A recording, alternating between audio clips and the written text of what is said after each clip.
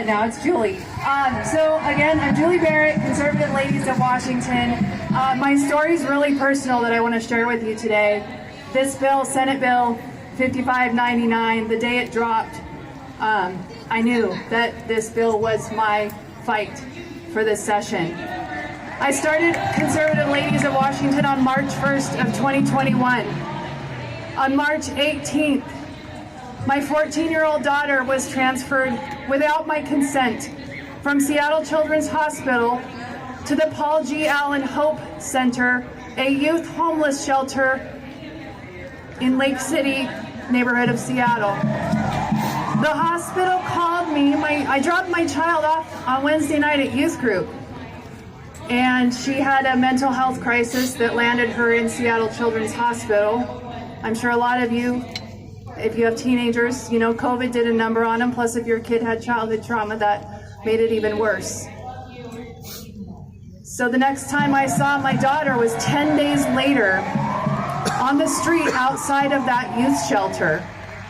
I want to tell you, a lot of you probably know me and know a little bit about my story, so I'm not going to reiterate the whole story. You can Google it and search it up. Todd Herman does a really good job of putting it together. We did some interviews as I was going through it. But I want to tell you what they do while your child is in the shelter, because that's what this bill is about. And what this bill does that you may not know, all of this stuff was already legal. Your kids can already go to the youth shelter without your consent. Your kid can dial 988 and say they're suicidal, and EMT will show up at your front door just to let you know that they're taking your child.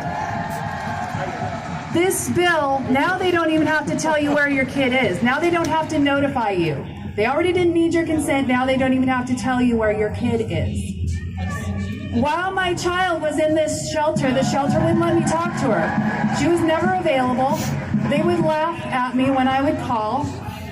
At one point, they gave my daughter a razor to shave her legs. I bet you can imagine what she did with that razor. She did not shave her legs, and she ended up back in the emergency room at Seattle Children's Hospital. When they took her there, they went ahead and changed her medical information to have them, the youth shelter staff, as her legal guardians. They made it the youth shelter was her address. She gets discharged from the hospital a day later, and she gets discharged back to the shelter. I happened to have my daughter's cell phone, and the youth shelter gave her a laptop to use while she was there. Fortunately, I was able to access her Instagram account where she was messaging friends, and I learned that the social worker, who I had researched and found that he has roots in Antifa, I'm sure you find that shocking, he was helping her to file a CHINS petition. A CHINS petition is a Child in Need of Services petition. It is for children who are abused, neglected, homeless, not kids who have loving families. They had gotten my daughter a lawyer. Keep in mind, there was no Child Protective Services, no DCYF, none of these people are involved. And we knew very quickly that we were up against the clock, because if my daughter had gotten in front of a judge, the judge would have granted that CHINS petition. We would have lost our parental rights, and that youth shelter would have become her legal guardian.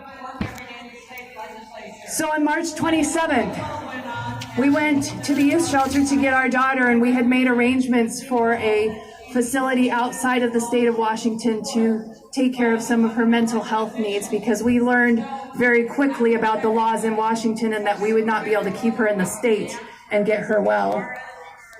I had no idea what that day would look like. We spent 7 hours standing out on the street outside of that youth shelter. We went to the door to get her, and they wouldn't let us have her. So I called my friend who was on the Seattle Police Department force at the time, and he said, "You need to call 911. So they sent a team of officers out, which was kind of unexpected because it's 2021 and they've defunded the police and there really aren't that many to go around. So I wasn't sure who, if anyone, would show up.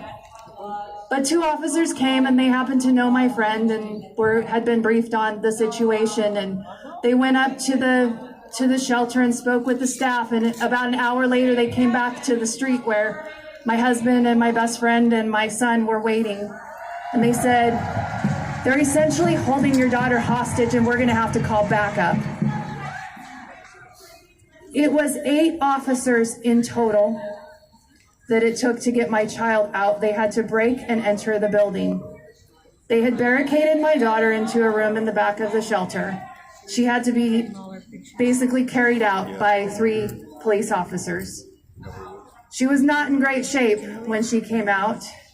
I, to this day, don't know all the details of what happened to her in there, but as you can imagine, those 10 days inflicted a great deal of trauma on my daughter. And greatly compounded the trauma that she had before she went in. My daughter spent 19 months outside of the state of Washington because I couldn't bring her back and get her the care that she needed here and be able to make the decisions for my 14-year-old child who was in a mental health crisis.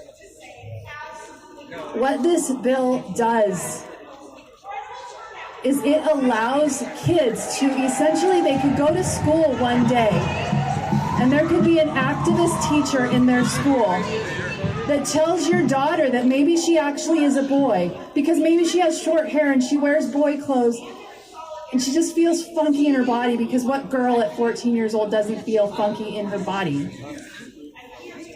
And they can convince her that she is a boy.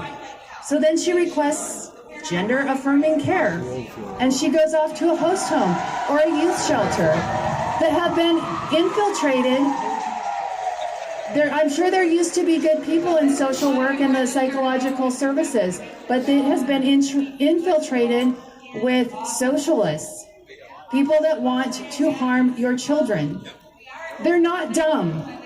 They're not misunderstanding. They know exactly what they're doing.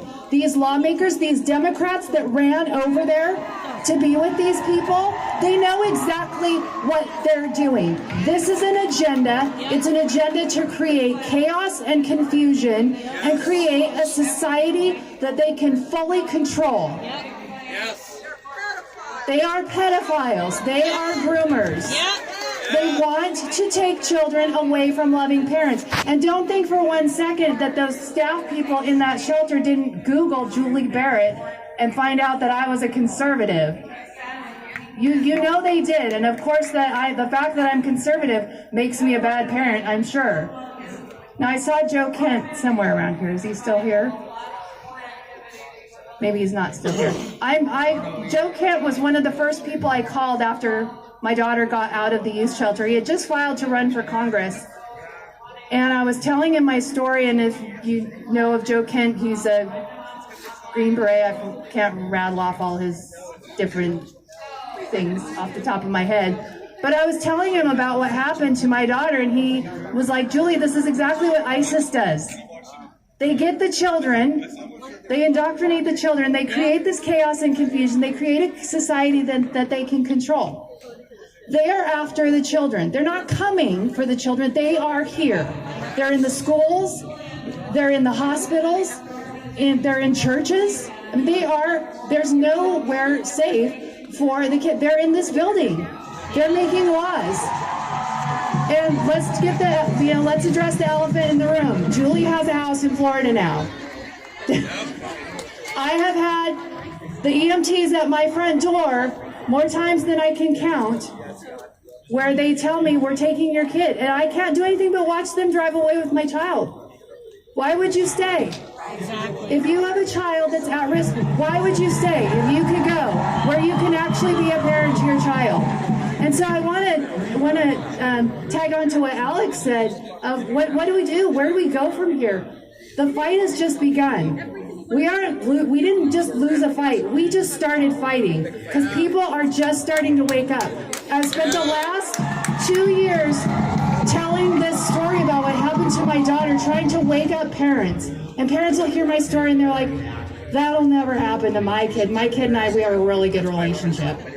I dropped my kid off at church, you guys. It wasn't that we didn't have a good relationship. When a kid is in a mental health crisis, when a kid is being influenced by nefarious adults, groomers, pedophiles, whatever you want to call them, people with an evil agenda, they will be easy to manipulate, and they go after the vulnerable children, the children on the spectrum, the children that have special needs. They target those vulnerable kids. They don't target the strong kids, the homeschool kids that have been, and I'm not saying kids that aren't homeschooled aren't strong, but you understand what I'm saying. Kids that have roots with their family, where they have strong core values. And that's what these legislators don't want. They don't want your kids to have strong core values. They don't want patriotism and Christianity and these things that really give kids a strong foundation. They don't want that. Coming in 1 hour. We need to start waking up our friends. We need people to understand the agenda. We need them to understand that these aren't dumb people that just don't know what they're doing. They very much know what they're doing. Yep. And they're going to continue to do it until the government is in charge of your kids fully 100%. That is the end goal.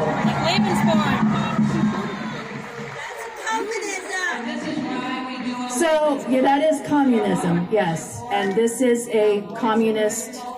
Truly, it's a communist state. The people in that building are communists, and that's the direction they want. That is exactly what they want.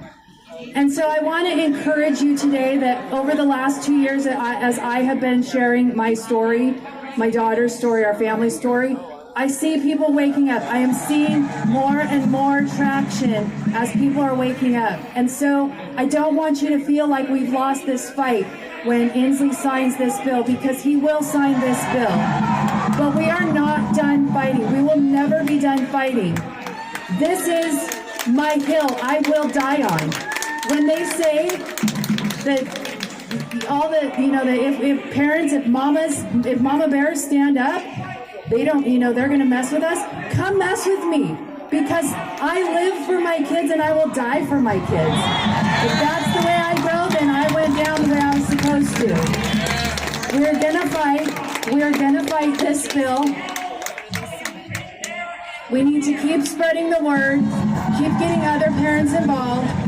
What Conservative Ladies of Washington did this session, and it started with I started working in the session last year, and then this year I started building a team. We testified on this bill and hundreds of other bills all session long. Sometimes we are the only voice of opposition speaking up on these bills. We need you guys to get involved. We need you in this fight. You can join us. Go to our website, conservativeladiesofwa.com. You can get on our team, or you can just, if you don't want to do the work, you can at least become a member and support the work that we're doing. It's a lot of time, it's a lot of effort, but we need to grow the Army, and we need your voice, and anyone can do it. You don't have to have special qualifications. You can just be a mom or a dad that cares. You don't need to know how to read bills. We'll teach you all of that stuff, but we do need you to get involved in the fight, because we are just beginning. And one thing I want to let you know is we slowed this bill down. We did not let them do this in the dark, which they have done a lot of these bills in the dark. They did not get away with it. It was on all kinds of national news. You saw the Western Washington mainstream media come out calling all of our voices misinformation. They got seen this year, and we are just beginning.